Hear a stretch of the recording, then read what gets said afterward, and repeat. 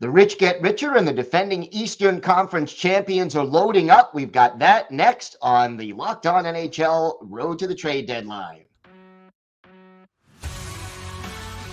The Locked On Podcast Network presents the NHL Trade Deadline. The Florida Panthers have acquired winger Vladimir Tarasenko from the Ottawa Senators for a pair of mid-round draft picks. Gil Martin here from Locked On NHL, joined by Armando Velez of Locked On Panthers to break down the deal that sees Florida bolster their lineup with a 6-time 30-goal scorer. Armando, your initial reaction to this big trade? I like it mostly because of the return.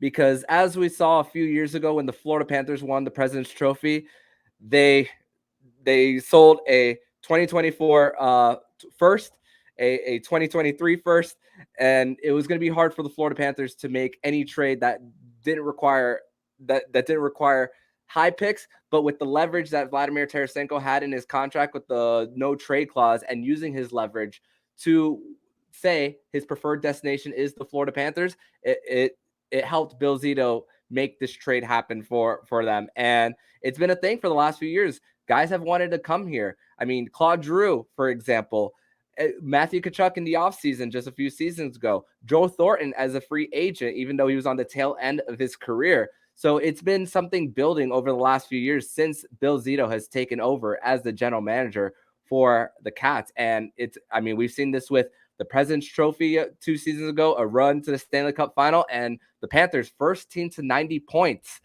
and on the road to another President's Trophy. And Bill Zito basically said, if we have an opportunity to improve our roster, here we go. So does this move put the Panthers out of the Jake Gensel sweepstakes, or if the GM feels that that's an improvement, would he still make another deal? Well, the deal for Vladimir Tarasenko is that Ottawa retains 50% of his salary. And so the Florida Panthers do have a little north of $3 million to play with for the rest of the trade deadline. But I think they're done as far as the forward market, as far as that. Injuries happen throughout the Stanley Cup playoffs. It's a grind. Even though the Panthers are deep defensively, I think the next move could be for a 6th or 7th defenseman for the Florida Panthers there. So that's something that could be the move for the Cats, as they are just trying to bolster their lineup and just get ready for what is the grind. Talk to me about Tarasenko. Where does he fit into the Panthers lineup? Who do you think his most likely line mates will be? And I'm assuming we see him on the power play. Yes, a guy who could score on the power play.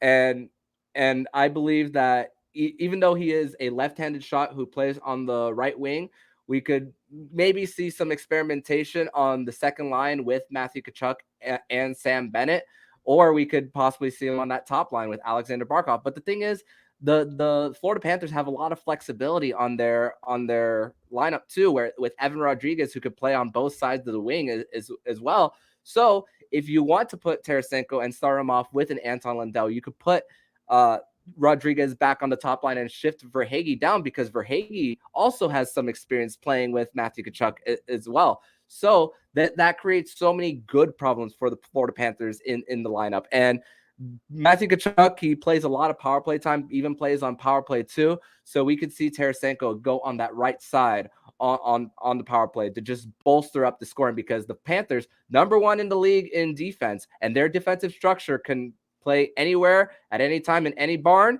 And the thing is, the Florida Panthers want to shore one thing, and that is depth scoring.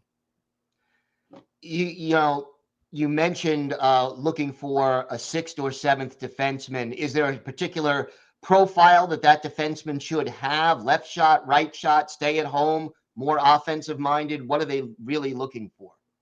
Well, thankfully for the Florida Panthers, Brandon Montour has been lighting it up the last few weeks, as he missed the first 16 games due to an injury and all, but he's starting to look like the form he was in 2023. So the offensive punch is there on the blue line. Gustav Forsling, leader in plus minus in the NHL, can provide great breakouts out of the zone. He could do a mix of offense and defense. Aaron Ekblad too.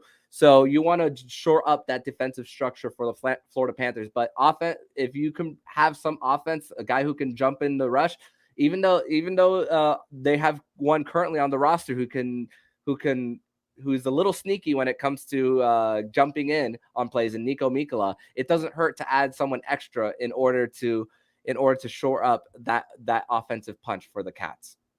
All right. Well, for more on this trade, be sure to tune in to Locked On Panthers for free on your favorite podcast platforms and on YouTube. It's all part of the Locked On Podcast Network, your team every day.